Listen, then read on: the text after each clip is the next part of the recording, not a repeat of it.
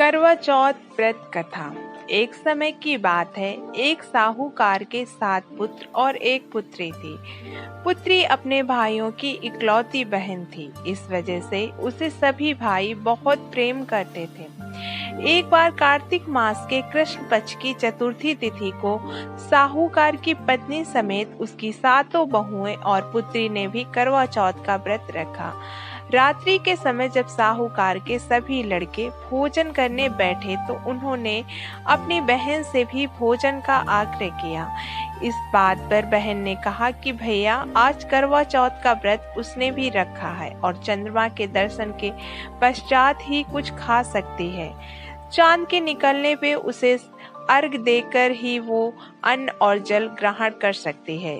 साहूकार के बेटे अपनी बहन से बहुत प्रेम करते और उन्हें अपनी बहन का भूख से व्याकुल चेहरा देख बेहद दुख हुआ। अपनी बहन का ये हाल देखकर उन्हें ऐसा विचार आया कि यदि चंद्रमा जल्दी ही निकल आए तो उनकी बहन व्रत का पारण कर सकती है। इस वजह से साहूकार के बेटे नगर के बाहर गए और वहां एक पेड़ पर चढ़कर अग्नि जला दी। घर वापस आकर उन्होंने अपनी बहन से कहा, देखो बहन, चंद्रमा निकल आया है, अब तुम अर्घ देकर भोजन ग्रहण कर सकती हो। साहूकार की बेटी ने अपनी भाभियों से भी चंद्रमा के दर्शन, चंद्रमा से प्रार्थना कैसे करें, व्रत खोलने को कहा, लेकिन उनकी भाभियों ने इस बात से मना कर दिया और बताया कि अभी चांद नहीं निकला है।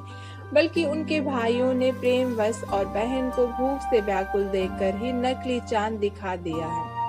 बहन ने भाइयों की बात को अनसुना कर दिया और अपने भाइयों की बात मानकर भाइयों द्वारा दिखाए गए नकली चांद को अर्घ देकर अन्न जल ग्रहण कर लिया। इस प्रकार बहन का करवा चौथ का व्रत भंग होने की वजह से भगवान श्री गणेश साहूकार की बेटी पर अप्रसन्न हो गए। गणेश जी की अप्रसन्नता के कारण उस लड़की का पति जल्दी ही बीमार हो गया और घर में बचा हुआ सारा धन उसकी बीमारी में व्यय हो गया। साहूकार की बेटी को जब अपने किए हुए दोषों का पता लगा तो उसे बहुत पश्चाताप हुआ।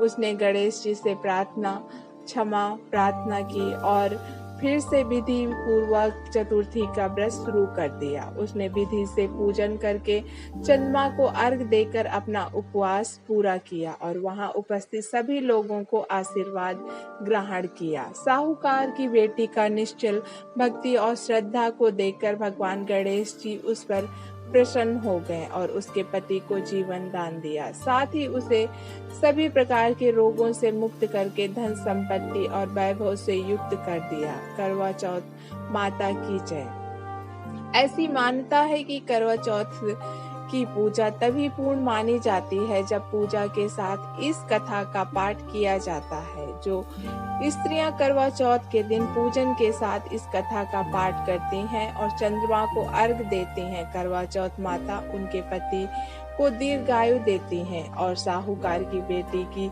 तरह उनके पति पर भी सदैव भगवान गणपति की कृपा बनी रहती है। करवा चौथ के दिन इस व्रत का एक कैलेंडर सामने रखकर करवा माता का ध्यान करते हुए यदि स्त्रियां इस कथा का पाठ करती हैं और दूसरों को भी कथा सुनाती हैं तो उनका सौभाग्य अखंड बना रहता है। दोस्तों, वीडियो पसंद आया हो तो प्लीज हमारे चैनल को लाइक करना और सब्सक्राइब